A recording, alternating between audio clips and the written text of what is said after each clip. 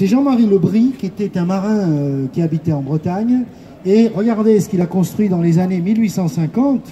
Il a construit un albatros. Alors ça s'est assez mal terminé puisqu'il s'est cassé la jambe au moment... Eh oui, eh oui, eh oui, eh oui. Mais il faut pas rire, hein, parce que il a eu le courage de faire tirer son truc, bon, sur une pente en descente. Hein. Son truc a décollé, mais comme le dit Mermoz, tout décollage est facultatif, mais tout atterrissage est obligatoire. Voilà. Et donc, le décollage s'est bien passé, l'atterrissage s'est beaucoup moins bien passé. Alors lui, vous savez qui c'est? Non, c'est Otto Lilienthal, mais il s'est inspiré de Léonard de Vinci. Alors, vous voyez, Otto Lilienthal, lui, il était en Allemagne. C'est lui qui a fait les premiers planeurs qui, regardez, à l'époque, s'inspiraient encore beaucoup de la voilure des avions. Et il a fait à peu près 2000 glissades. Eh oui, quand même, je vous vois froncer les sourcils. On peut pas dire que c'était des, comment dirais-je, c'était pas du vol de puce, hein. Il volait quand même, bon, pour être honnête, hein, ça c'était son maximum d'altitude. Hein. Mais évidemment, j'ai pris la photo la plus spectaculaire, mais quand même. Alors, en fait, le problème qu'il avait, et ça aussi c'est bionique, c'était de contrôler son vol. Car une chose est de voler, une autre chose est de contrôler son vol. Vous savez, c'est comme de marcher. Nous, on travaille beaucoup avec les handicapés pour la médecine. Marcher physiquement, c'est une chose. L'équilibration et le contrôle, c'en est une autre. Et les deux sont deux problèmes difficiles. Alors lui, il contrôlait son vol par le poids. C'est-à-dire qu'il avait tout simplement l'effet pendulaire. C'est-à-dire qu'en réalité, ce que Lilienthal a inventé, c'est rien d'autre que le deltaplane. Voilà. Il a inventé le deltaplane, ce qui est une très belle invention, mais ça n'est pas encore l'avion. Ça n'est pas encore l'avion, mais c'est déjà une très belle étape. Ça, c'est dans les années 1890. Alors voilà, là, c'est une photo splendide, j'ai voulu vous la montrer. Les Allemands ont rendu hommage à Lilienthal en mettant un figurant qui représente Lilienthal au pied de la 380. Cette photo est vraiment splendide, il fallait la montrer. Mais le premier homme qui a vraiment décollé en vol horizontal sous l'effet de son moteur, c'était Clément Ader. Alors décoller est un bien, voler est un bien grand mot. En fait, il a décollé. Alors l'effet, si vous voulez, pour voler, qu'est-ce qui fait qu'on vole? C'est tout simplement l'inertie de l'air. C'est que l'air a tendance à aller en ligne droite. Jusque-là, monsieur Newton et moi, on vous dit que l'air a tendance à aller en ligne droite. Alors évidemment, si vous poussez en dessous, vous comprenez bien que ça va souffler. Et là, je triche. Il faut pousser au-dessus. Et en soufflant au-dessus, l'air va tirer le profil vers le haut, tout simplement par la force centrifuge. Alors la force centrifuge, c'est la force qui arrive quand vous faites tourner un objet dans une centrifugeuse, et là c'est du vécu, je peux vous dire, c'est pas une force virtuelle, c'est votre propre inertie qui vous tire vers l'extérieur. Et l'air, par effet Coanda, alors Henri Coanda était le premier major de super-héros en 1910, un peu de pub pour super-héros au passage. Il a montré que l'air, un fluide en général, avait tendance à suivre un solide, et donc l'air va suivre un profil, et donc sur l'extrado, exclusivement sur l'extrado. Et donc, qu'est-ce qui va se passer? L'air, faisant un virage vers le bas, va tirer vers le haut par force centrifuge, et cette force vers le haut, on l'appelle tout simplement la portance.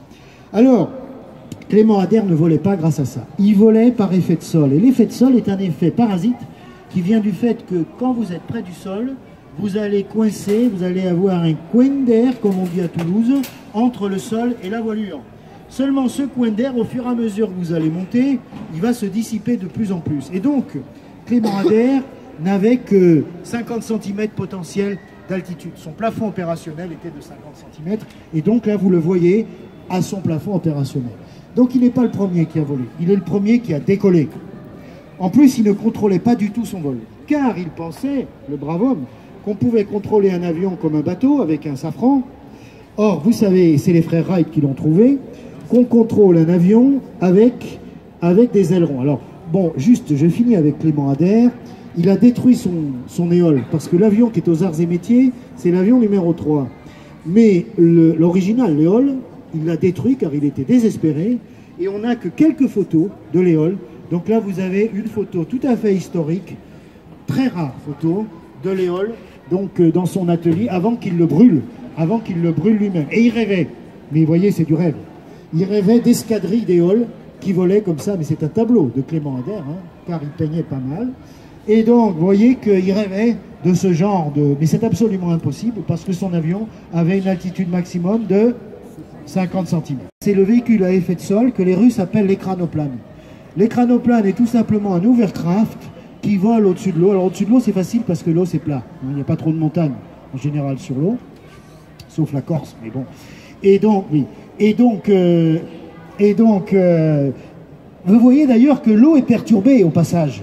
L'eau est perturbée parce que vous avez ce fameux coin d'air que l'aigle que vous avez vu tout à l'heure apprivoisait quand il faisait son vol de rapace qui cherchait les souris là. Vous avez vu? Voilà. C'est exactement ça.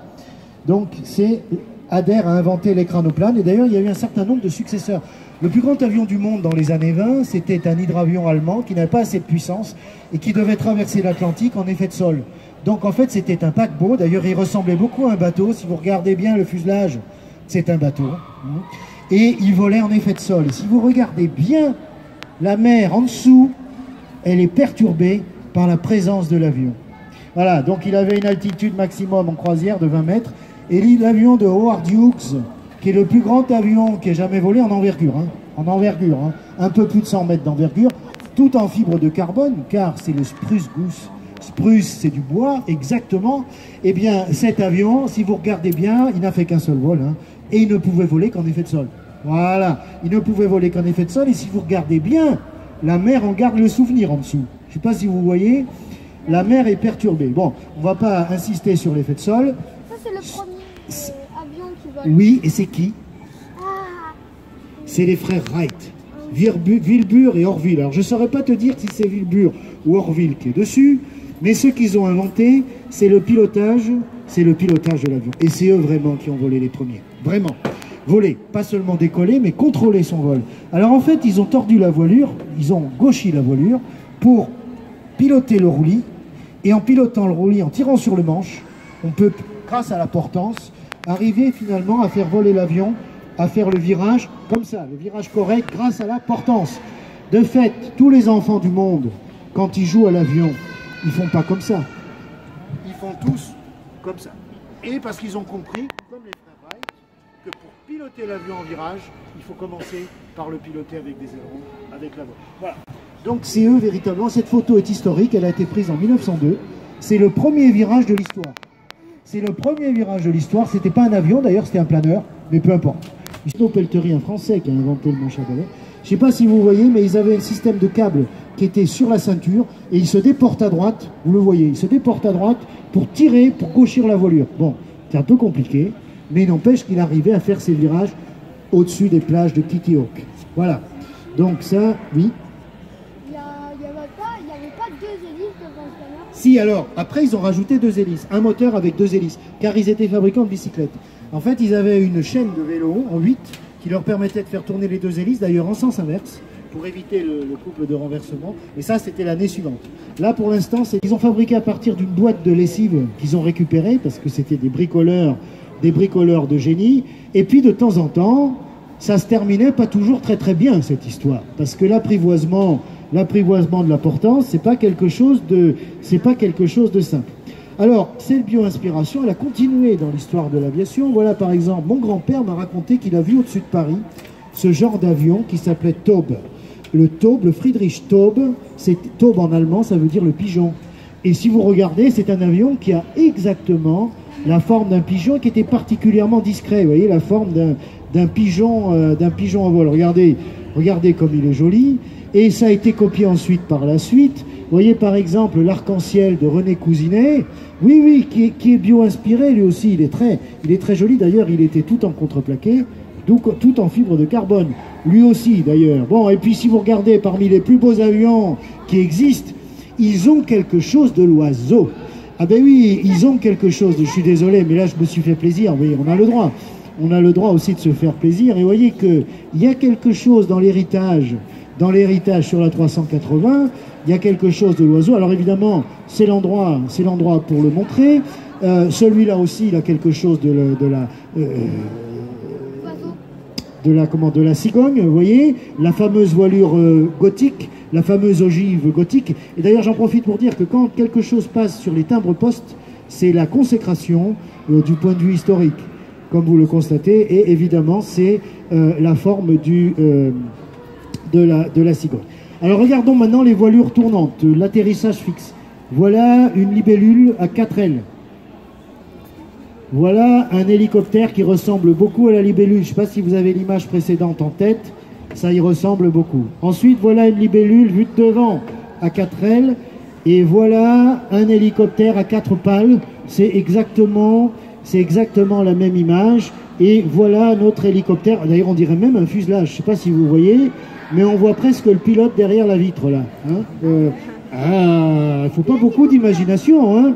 Et voilà, et pilote et copilote, absolument. Et le rotor de queue et tout le tremblement, si j'ose dire. Bon.